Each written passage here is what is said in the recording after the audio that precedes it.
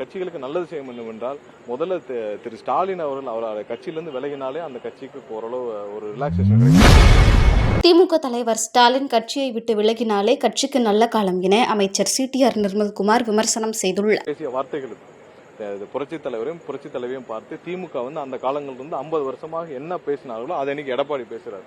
எடப்பாடி அதை பேசுவதற்கு எந்த அருகதையும் கிடையாது.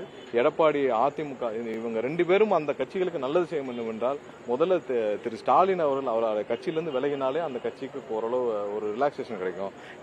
எடப்பாடி அந்த கட்சியிலிருந்து விலகினாலே இந்த கட்சியை ஓரளவாவது காப்பாற்ற முடியும். அவங்க அந்த கட்சிக்கு கடைசி ஏதாவது நல்லது செய்யணும்னு நினைச்சாங்கன்னா, அந்த கட்சியை காப்பாற்ற நினைச்சாங்கன்னா திரு ஸ்டாலின் அவர்கள் குடும்பமும் அங்கிருந்து விலக வேண்டும். திரு எடப்பாடியும் அவர்கள் குடும்பம் விலகினாலே அந்த கட்சிக்கு ஏதாவது நல்லது செய்ய முடியும். இன்னைக்கு இது திமுக என்ன பேசினார்களோ, திமுக என்ன எழுதி கொடுத்தார்களோ அதை எடப்பாடி பேசிட்டு இருக்காரு. இந்த வார்த்தையை எடப்பாடி பேசலாமா? அதுவும் அந்த கட்டிடத்தில் உட்கார்ந்து அவர் உட்கார்ந்துருக்க புரட்சித் தலைவர் எம்ஜிஆருடைய கட்டிடம், அவர் சொந்த காசில் வாங்கிய கட்டிடம், அம்மா ஜானகியம்மாள் பேரர்கள் கட்டிடம், அந்த கட்டிடத்தில் உட்கார்ந்து கொண்டு இந்த வார்த்தையை பேசுவதற்கு திரு எடப்பாடிக்கு எந்த அருகதையும் கிடையாது.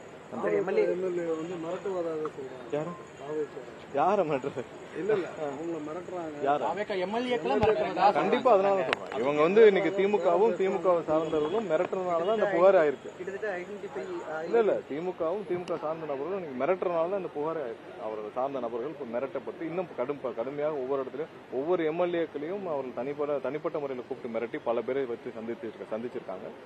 சோ எங்கெங்கெல்லாம் ஆதாரம் இருக்கோ, யாரெல்லாம் ஆதாரம் இருக்கோ அவங்க ஆதாரப்பூர்வமாக புகார் அளிச்சுட்டு வராங்க. பாப்போம் இன்னும் எத்தனை முன்னாள் திமுக அமைச்சர்கள் ஸ்டாலின் தூண்டுதலின் பேர்ல இல்ல உதயநிதி தூண்டுதலின் பேர்ல இந்த மாதிரியான வேலைகளை செய்யறாங்க. அவங்க எல்லாம் சிக்கி சட்டப்பூர்வமான தண்டனை எதிர்கொள்வாங்க.